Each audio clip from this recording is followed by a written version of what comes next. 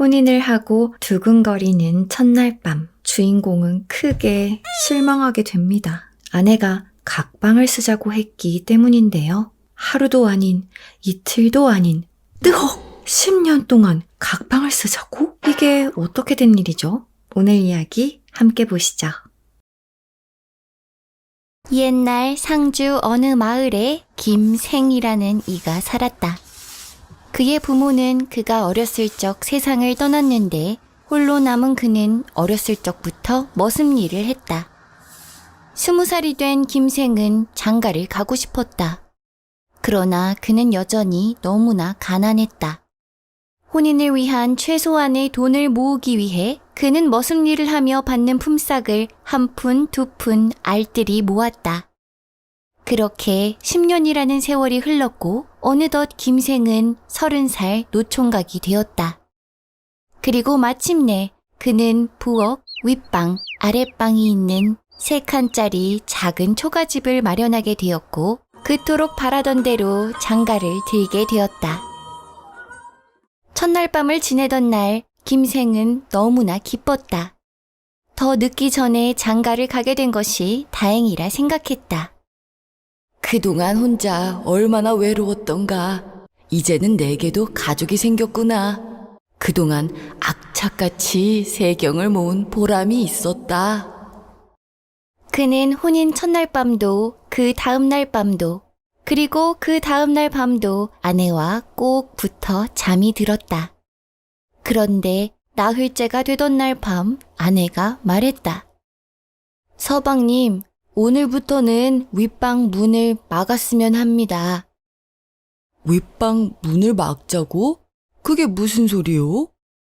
아랫방과 윗방이 통하는 문을 막자는 것이에요. 그러니까 왜 그러시오? 각방을 쓰자는 뜻입니다. 각방? 김생은 아내의 말에 황당하기 그지없어 입을 떡 벌렸다. 이제 겨우 혼인하고 사흘이 지났고 부부간에 아무런 문제가 없었는데 갑자기 각방을 쓰자고 하니 당연한 반응이었다. 아내가 말했다. 서방님, 우리가 이대로 계속 함께 지내다가는 금방 아이가 생길 것입니다. 만약 올해 아들이 태어나고 내년에 딸이 태어난다면 어떨 것 같으신지요? 어떻긴 더없이 좋은 일 아닌가? 물론 자손을 보는 즐거움이 좋기야 좋겠지요. 하지만 아이들을 과연 어찌 키울 것인가요?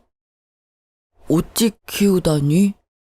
우리가 가진 것이라고는 이 작은 초가집이 다잖아요. 작기는 하더라도 아이들을 못 키울 정도는 아니지 않소? 아이들이 작을 때는 그렇다 쳐도 조금만 더 크면 이 집은 턱없이 작을 것이에요. 그리고 만약 아이들이 아프기라도 하면요? 저나 서방님이 아프기라도 하면요? 그 씀씀이를 감당할 돈이 우리에게는 없습니다. 그래서 하고 싶은 말이 무엇이오? 아이를 가지지 않기 위해 각방을 쓰자는 것이오? 그렇지요. 아내의 말에 김생이 황당해하자 아내가 그를 설득하며 말했다.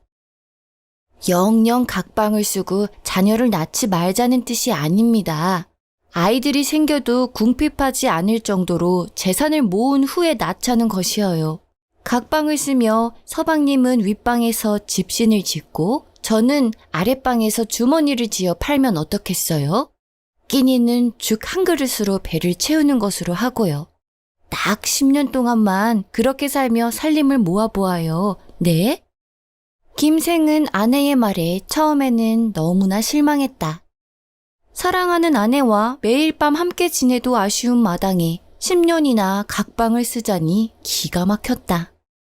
그런데 한편으로는 아내의 말이 맞는 것도 같았다. 자신 역시 20살부터 진작 장가를 들고 싶었지만 가진 것이 없어 30살이 될 때까지 그저 일만 해야 했지 않는가. 또 그보다 어렸던 시절에는 늘 남의 집에서 머슴살이를 하며 낮이고 밤이고 일을 해야 했다. 다 너무 궁핍하여 벌어진 일이었다. 이 작은 초가집 한 채도 겨우겨우 마련했는데 지금 우리 형편에 아이들이 태어나기라도 한다면 앞으로는 더더욱 돈을 모으기 힘들겠지. 아내 말대로 온 가족이 가난에 허덕이며 힘겹게 살 수도 있겠구나. 그리하여 마침내 김생은 아내의 말을 따르기로 했다. 그날부터 부부는 각방을 썼다. 낮이면 윗방에서 김생은 집신을 지었고 아랫방에서는 아내가 주머니를 지었다. 또 해가 지면 부부는 뒷마당에 가 구덩이 6, 7개를 팠다. 식사는 늘 죽 한 그릇으로 허기를 채우는 식으로 했다. 겨울 추위가 풀리고 초봄이 될 무렵 부부는 완성된 집신과 주머니를 마을의 여러 집 머슴들에게 나누어 주었다. 그리고 그 대가로는 개똥을 받아왔다. 부부는 파놓았던 구덩이들을 개똥으로 메꾸고 봄보리를 뿌렸다. 그해 봄보리는 크게 풍작이었다. 부부는 보리로 꽤 돈을 벌 수 있었다. 그 다음 해에는 부부가 담배를 심었고 이번에도 꽤 큰 돈을 벌 수 있었다. 그렇게 부부가 근면성실하게 산 지 6년이 지나자 부부는 꽤 경제적인 여유가 생겼다. 부엌에는 곡식이 가득 찼고 돈도 꽤 모였다. 김생은 이쯤 되면 되었겠지 하고 넌지시 아내와 동침을 해보려 했으나 아내가 칼같이 잘라 거절하는 바람에 계속해서 각방을 쓸 수밖에 없었다. 또 시간이 흘러 9년째 되는 밤이 되었다. 이날은 김생이 죽이 아닌 밥을 먹고 싶었다. 그러나 아내는 다짐했던 10년이 이제 고작 1년 남았는데 이제와 약속을 어기는 것이 아깝지 않냐고 했고 결국 그날도 부부는 죽으로 끼니를 해결했다. 마침내 부부가 각방을 쓰기 시작한 지 10년째가 되었다. 김생은 무려 10년 동안 아내와 각방을 쓰며 생호라비로 지낸 것이다. 뒤돌아보면 너무나 가혹한 시간이었다. 그러나 결과적으로 김생 부부는 과연 마을에서 손꼽히는 부자가 되었다. 아내의 바람대로 마침내 경제적 여유가 생긴 것이다. 그날 밤 김생은 윗방과 아랫방 사이를 막아두었던 가벽을 허물고 아내에게 다가갔다. 부인, 우리 오늘부터는 각방 쓰기를 멈추고 함께 자도 되지 않겠소? 아직 아니에요, 서방님. 조금만 더 기다리셔요. 아니, 더 기다릴 것이 무엇이 있단 말이오? 서방님 말씀대로 우리는 이미 부자입니다. 하지만 여전히 이 작은 초가집에서 지내고 있죠. 우리가 부자인데 어찌 이 누추한 집에서 동침할 수 있겠어요? 기왕 10년 기다린 거 조금만 더 기다리셔서 우리 가족에게 어울리는 좋은 집에 먼저 들어가고 난 뒤에 그때부터 함께 지내도록 합시다. 김생은 마음이 급했지만 또 듣고 보니 아내의 말이 맞는 것도 같았다. 그래서 그날부터 새 집을 짓게 되었다. 마음에 드는 형태의 집을 새로 지으려다 보니 또 몇 년의 세월이 흘렀다. 그리고 마침내 부부는 작고 낡은 초가집을 떠나 큰 집으로 이사를 하게 되었다.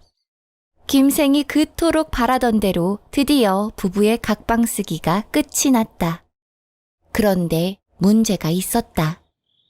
김생 부부는 처음부터 30이라는 비교적 늦은 나이에 혼인해 부부가 되었었다. 그런데 돈을 모으느라 10년도 넘는 세월이 지나 이제는 둘 다 나이가 너무 많아진 것이었다. 자녀들을 많이 낳고 그들을 풍족하게 키우기 위해 지금껏 돈을 모은 것인데 정작 환경이 갖추어지니 아이가 생기지 않았다. 김생은 크게 실망했다.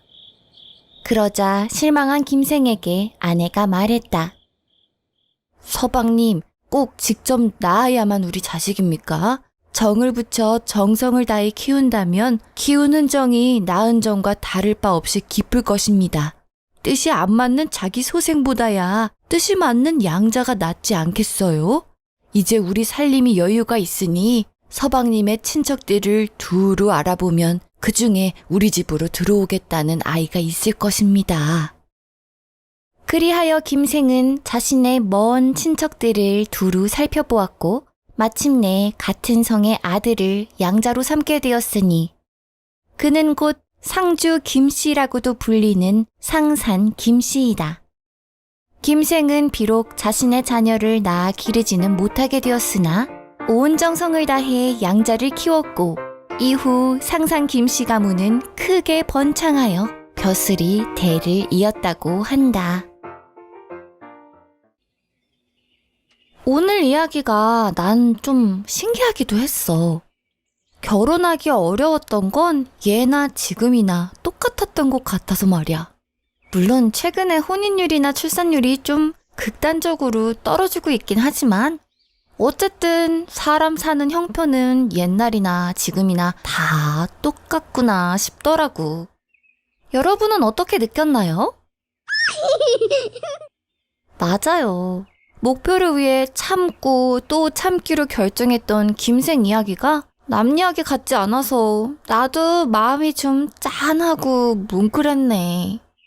결국 그토록 원하던 자신의 아이는 낳을 수는 없게 됐지만 다른 집 아이를 양자로 삼아서 정성껏 길렀다는 부분도 또 한편으로는 감동적인 부분인 것 같기도 하고 참 여러 생각을 하게 하는 이야기였어. 그렇지? 달빛 이야기 극장 은희님들은 오늘 이야기 어떻게 들으셨나요? 은희님들의 다양한 감상을 댓글로 많이 남겨주세요. 그럼 재미있는 이야기로 다음 시간에 또 만나요. 우리 아이의 독서 습관을 위한 달빛 이야기 극장 민담편 도서도 잊지 마세요.